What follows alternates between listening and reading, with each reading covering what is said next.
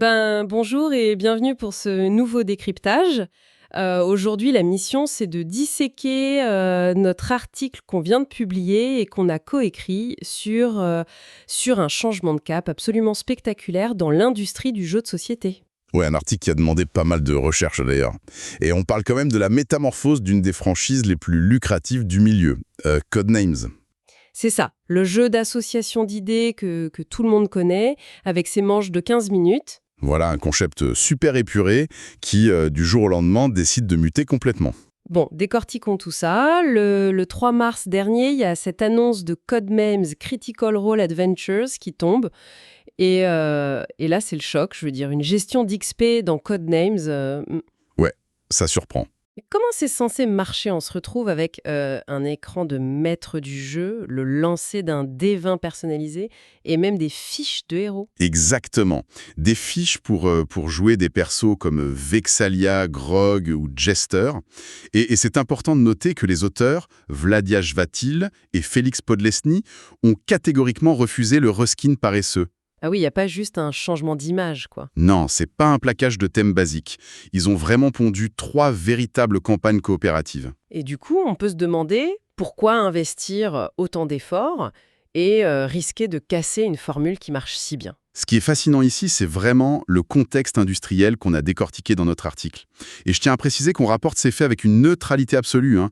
On analyse purement la stratégie de communication de l'éditeur CGE sans prendre parti, hein. Tout à fait. C'est de l'analyse stratégique. Et pour comprendre, il faut revenir à la grosse crise de l'été 2025, avec l'annonce de Codenames Back to Hogwarts. Ah oui, la fameuse onde de choc. Le marché s'est complètement fracturé. Il y a eu un boycott massif de médias hyper influents comme Shut Up and Sit Down et aussi de la Tabletop Game Designers Association. Tout ça lié aux positions anti-trans de J.K. Rowling. C'est ça. Et l'éditeur CGE a été perçu comme fuyant au début. Ils ont dû faire des excuses très tardives, en août, en déclarant noir sur blanc que les droits trans sont des droits humains. Et ils ont appuyé ça avec des dons financiers. Exactement. Donc comment une boîte se remet d'un tel désastre en relations publiques, en fait? C'est là qu'on voit le fameux pivot. C'est là que les pièces du puzzle s'assemblent. S'associer aujourd'hui à Critical Role, qui est une franchise célèbre pour son inclusion LGBTQ+, c'est pas un hasard, c'est une bouée de sauvetage vitale. C'est très clair. Mais est-ce qu'un simple Codenames Critical Role classique aurait pas suffi? Pourquoi aller jusqu'à changer les règles du jeu? En fait, de simples excuses ne suffisaient plus. Un changement cosmétique, ça aurait fait très opportuniste. En réinventant les règles même de leurs produits phares, ils prouvent un engagement de long terme avec ce nouveau partenaire. Ils mettent de la main au portefeuille pour prouver leur bonne foi, en quelque sorte. C'est exactement l'analyse qu'on fait dans notre papier.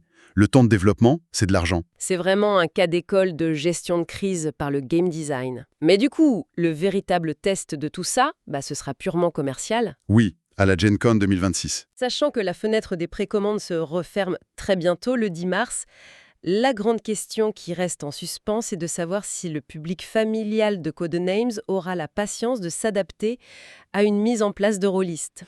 C'est le grand mystère, et ça m'amène d'ailleurs à une question ouverte pour conclure notre réflexion du jour. Je t'écoute. Dans le prolongement de notre article, on peut se demander si, à l'ère de l'information hyper connectée, les mécaniques même d'un jeu devront systématiquement devenir le reflet des valeurs idéologiques de sa communauté pour espérer survivre sur le marché. Une excellente question à méditer pour tous ceux qui nous écoutent et qui donne un tout autre sens au fait de lancer un simple dé.